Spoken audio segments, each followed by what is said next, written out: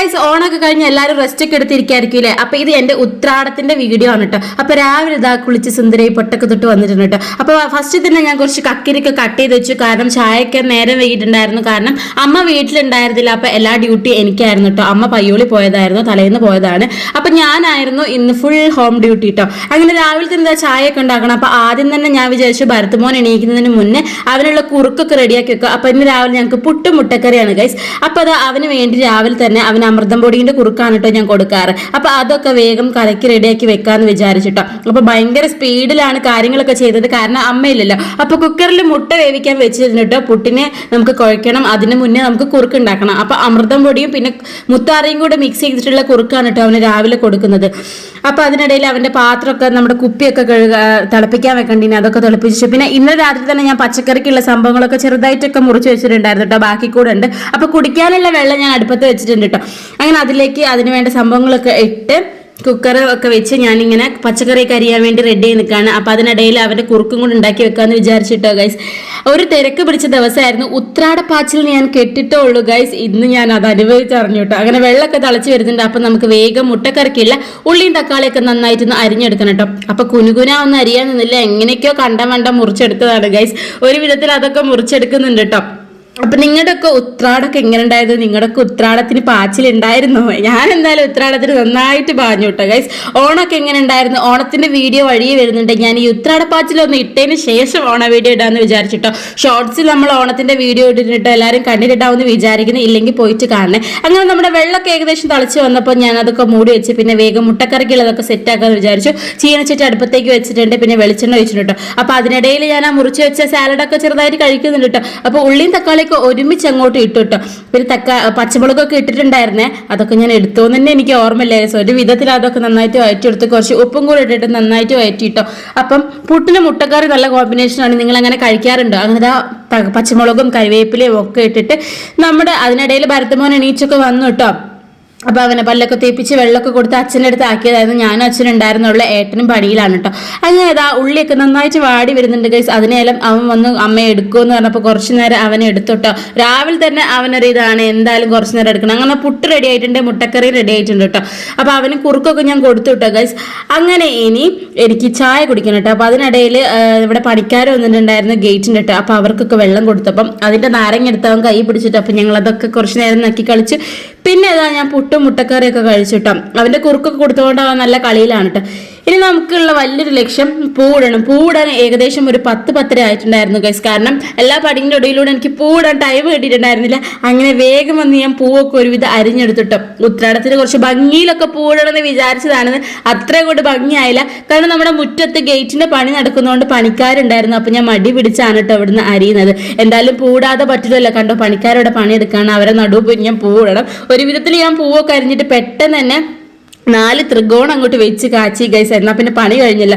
4 വിധം പൂവുണ്ടായിരുന്നു. ആ 4 ത്രികോണം കാച്ചി പൂവ് അങ്ങോട്ട് വെച്ച് താഴെയും കുറച്ച് ഇട്ട് കഴിഞ്ഞ് എൻ്റെ പൂക്കൾ അവിടെ അവസാനിച്ചിട്ടുണ്ട്. ഉത്രാടത്തിന് നല്ല ഭംഗിയിലൊക്കെ ഇടണമെന്ന് വിചാരിച്ചതായിരുന്നു ഗൈസ്. പക്ഷെ കയ്യിൽ നിന്ന് പോയി. പക്ഷെ എന്നെക്കൊണ്ട് കയ്യും പോലെയൊക്കെ ഞാൻ ഒപ്പിച്ചിട്ട് കേട്ടോ. അവസാനം ഞാൻ നിങ്ങൾക്ക് എൻ്റെ പൂക്കളും കൂടെ കാണിച്ചു തരാം കേട്ടോ. അപ്പൊ നിങ്ങളുടെ ഉത്രാടമൊക്കെ എങ്ങനെ ഉണ്ടായിരുന്നു? സദ്യയൊക്കെ ഉണ്ടാക്കിയിട്ടുണ്ടായിരുന്നു? ഓണസദ്യയൊക്കെ എങ്ങനെ ഉണ്ടായിരുന്നു ഗൈസ്? അപ്പൊ ഞങ്ങൾ ഓണൊക്കെ അടിപൊളിയായിരുന്നു കേട്ടോ. ഓണത്തിന്റെ വീഡിയോ ഞാൻ ഇടുന്നുണ്ട്. അപ്പൊ നമ്മുടെ ചാനൽ എല്ലാവരും സബ്സ്ക്രൈബ് ചെയ്യാൻ മറക്കരുത് കേട്ടോ. അപ്പൊ ഇതാണ് നമ്മുടെ പൂക്കൾ കേട്ടോ. അങ്ങനെ നമ്മുടെ ഭരത്മോനൊക്കെ കുളിച്ച് സുന്ദര കുട്ടപ്പനായിട്ട് ഇതാ ഇങ്ങനെ ഇരിക്കുന്നുണ്ട് കേട്ടോ. അങ്ങനെ അതാ അവനോട് ഞാൻ കുറച്ച് നേരം പോസൊക്കെ ചെയ്യാൻ പറഞ്ഞു. അപ്പത്തേക്ക് പാല് വന്നു. പാലൊക്കെ തിളപ്പിച്ച് വെച്ചു കേട്ടോ ഗൈസ്. അങ്ങനെ അത് കഴിഞ്ഞ് ഞാൻ ഉച്ചക്കത്തേക്കുള്ള തിരക്കിലാണ് കേട്ടോ. അപ്പം ഞാൻ ഉപ്പേരി ഉണ്ടാക്കാൻ പോവാണ്. അപ്പം നമുക്ക് വാഴക്കേൻ്റെ പച്ചക്കായ ഉപ്പേരി, ഞങ്ങൾ വാഴക്ക എന്നാണ് കേട്ടോ പറയുക. അപ്പോൾ പച്ചക്കായൻ്റെ ഉപ്പേരിയൊക്കെ വെക്കണം.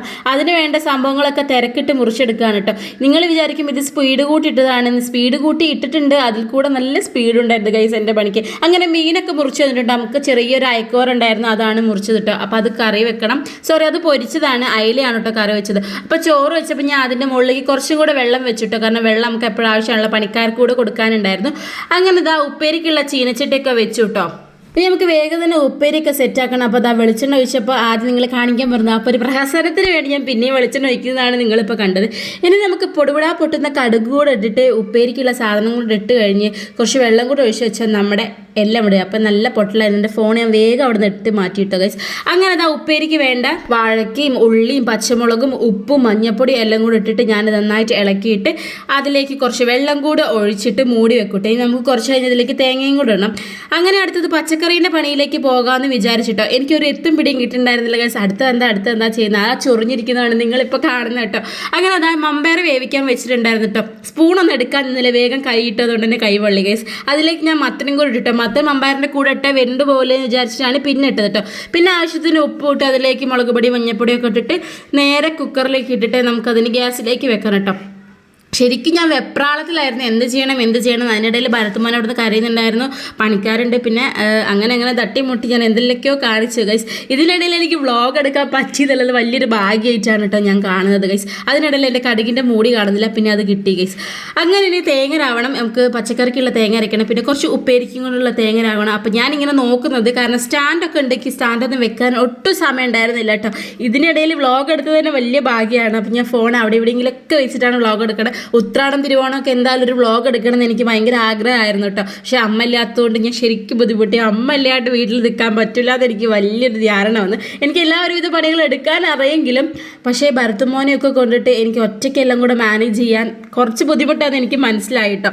അങ്ങനെ അത് ഏകദേശം അടുക്കളേൻ്റെ കോൾ എങ്ങനെയൊക്കെയാണ് അതൊക്കെ ക്ലീൻ ചെയ്ത് വന്ന് എനിക്ക് എടുക്കാൻ പറ്റില്ല കേട്ടോ. അങ്ങനെ ഞാൻ ഫ്രഷൊക്കെ ആയി വന്ന് നല്ലോണം ക്ഷീണിച്ചിട്ടുണ്ടായിരുന്നു. ഇനി ഫുഡ് കഴിക്കണം. അപ്പോൾ ഞാൻ ഉണ്ടാക്കി എന്തൊക്കെയാണെന്ന് കാണേണ്ടത്, നമ്മുടെ അയിലക്കറി ഉണ്ട് കേട്ടോ, പിന്നെ അയക്കോറ പൊരിച്ചത്, പിന്നെ വാഴക്കേൻ്റെ ഉപ്പേരി, പിന്നെ ഇതാ വെള്ളമുണ്ട്, പിന്നെ നമ്മുടെ ചോറുണ്ട് ഗൈസ്, പിന്നെ പച്ചക്കറി ഉണ്ട്, പിന്നെ അച്ചാറൊക്കെ ഉണ്ട് കേട്ടോ. ഇതൊക്കെയായിരുന്നു നമ്മുടെ ഉത്രാടത്തിൻ്റെ ഒരു തരം സദ്യ എന്ന് പറയാനൊന്നും പറ്റില്ലല്ലേ ഗൈസ്. എന്തോ ഒരു കറിയൊക്കെ വെച്ച് ഞാൻ ഒപ്പിച്ചെടുത്തു. അങ്ങനെ അതെല്ലാം കൂടെ കൂട്ടിയിട്ട് ഈ അച്ചാറുണ്ടല്ലോ ഗൈസ്, ഇത് നമ്മൾ മാങ്ങ ഉണക്കി വെച്ചിട്ട്, മാങ്ങക്കാലാകുമ്പോൾ നമുക്ക് കുറേ മാങ്ങയൊക്കെ കിട്ടുകയാണെങ്കിൽ ഈ മാങ്ങ ഇങ്ങനെ ഉപ്പിട്ടിട്ട് ഉണക്കി വെക്കും. നിങ്ങളിങ്ങനെ ഉണക്കി വെക്കാറുണ്ടോ? ഇതിപ്പോൾ കുറേ മുന്നേ ഉണക്കി വെച്ചിട്ട് പിന്നെ ഞങ്ങൾ അച്ചാറിപ്പോൾ ഈ അടുത്താക്കിയതാണ്. പിന്നെ വൈകുന്നേരമായി ഗൈസ്, വൈകുന്നേരമായപ്പോൾ ചായ വെച്ചു. അങ്ങനെ ചായയൊക്കെ കുടിച്ചിട്ടോ, പണിക്കാർക്കൊക്കെ കൊടുത്തു. പിന്നെ ഞാനും അച്ഛനൊക്കെ കുടിക്കുകയാണ് കേട്ടോ. അപ്പം എൻ്റെ വായിൽ എന്തോ കേക്ക് എന്തോ ഉണ്ട്, അതാണ് ഇങ്ങനെ വേർതിരിക്കുന്നത് ഗൈസ്. അങ്ങനെ എല്ലാ പണികൾക്കൊടുവിൽ പിന്നെ ഞാൻ കുറച്ച് റെസ്റ്റൊക്കെ എടുത്തിട്ട് ആ ഗേറ്റിൻ്റെ പണികൾ ഇതുവരെ ആയി. അപ്പോഴത്തേക്ക് ഏട്ടൻ എത്തിയിട്ടോ. അപ്പം നമ്മുടെ ഗേറ്റ് വെക്കാൻ പോവാണ്, കാരണം ഭയങ്കര നായ്ക്കൾ ശല്യമാണ് ഗൈസ്. ചെരുപ്പും വണ്ടിയും ഒക്കെ കയറുന്നുണ്ട്. അങ്ങനെ അതിനുശേഷം രാത്രി ആയപ്പോൾ ഏട്ടൻ വീട്ടിലേക്കുള്ള ഓണത്തിനുള്ള സാധനങ്ങളൊക്കെ കൊണ്ടുവന്ന് എല്ലാം തലേന്നായിരുന്നു കേട്ടോ സെറ്റാക്കിയിട്ടുണ്ടായിരുന്നത്. കാരണം എല്ലാവരും ബിസി ആയിരുന്നു, ഒരു സമയം ഉണ്ടായിരുന്നില്ല, എല്ലാവരും എല്ലാവരുടേതായ തിരക്കിലായിരുന്നു കേട്ടോ. അങ്ങനെ രാത്രി കൊണ്ടുവന്നപ്പോൾ അതൊക്കെ എടുത്ത് വെക്കാന്നുള്ളത് എനിക്കുള്ള ഡ്യൂട്ടി ആയിരുന്നു. അപ്പോഴേക്കും അമ്മ വന്നിട്ടുണ്ടായിരുന്നു കേട്ടോ വൈകുന്നേരം.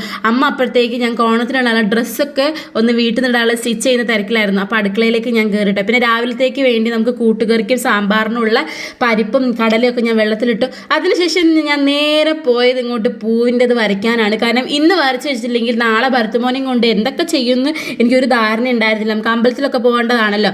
അപ്പോൾ അതുകൊണ്ട് തന്നെ ഞാൻ എന്ത് ചെയ്തു, ഒരുവിധം ഈ സമയത്ത് എനിക്ക് അജയേട്ടനെ നന്നായിട്ട് മിസ് ചെയ്തിട്ടോ. ഞാനിപ്പോൾ ഇവിടെ വന്നിട്ട് 3 കൊല്ലമായെങ്കിലും 2 ഓണത്തിനും അജയേട്ടൻ വരച്ചിട്ട് ഞാനും അജയേട്ടനും കൂടിയാണ് പൂടുക. അതുകൊണ്ട് അത്ര അങ്ങോട്ട് അറിയണ്ടായിരുന്നില്ല. ഇപ്രാവശ്യം ഫുൾ ഡ്യൂട്ടി എൻ്റെ തലയിലായിരുന്നു. അപ്പം ഞാനൊരു സിമ്പിൾ പൂക്കൾ ഇടാമെന്ന് വിചാരിച്ചു. കഴിഞ്ഞ പ്രാവശ്യമൊക്കെ ഞങ്ങൾ അത്യാവശ്യം നല്ല പൂക്കളായിരുന്നു ഇട്ടത് കേട്ടോ. അപ്പം വളരെ ചെറുതിടാമെന്ന് വിചാരിച്ചാണ്. പിന്നെ ഒരു വിധത്തിൽ വരച്ച് വന്നപ്പോൾ വലുതായി അങ്ങോട്ട് ഇടാമെന്ന് വിചാരിച്ചിട്ടു. അപ്പോൾ ഈ പ്രാവശ്യം പൂവൊക്കെ വളരെ കുറവാണ്. ഞാൻ ഏട്ടനോട് ആദ്യം പറഞ്ഞതാണ് കേട്ടോ, പൂവൊക്കെ കുറച്ച് കൊണ്ടുവന്നാൽ മതി കേട്ടോ, കാരണം എനിക്കെല്ലാം കൂടെ കയ്യോന്ന് അറിയില്ലാന്ന്. പക്ഷെ കുഴപ്പമുണ്ടായിരുന്നില്ല കേട്ടോ. അപ്പോൾ അമ്മ അവിടെ പച്ചക്കറിയൊക്കെ സെറ്റാക്കുകയാണ്, ഭരത്തുമോൻ അതാ അവിടെ സോഫയിൽ കിടക്കുകയാണ് കേട്ടോ. അങ്ങനെ എല്ലാം കഴിഞ്ഞ് ഞാൻ റൂമിലേക്ക് വെള്ളക്കായി പോയി ഗൈസ്. അപ്പോൾ ബൈ.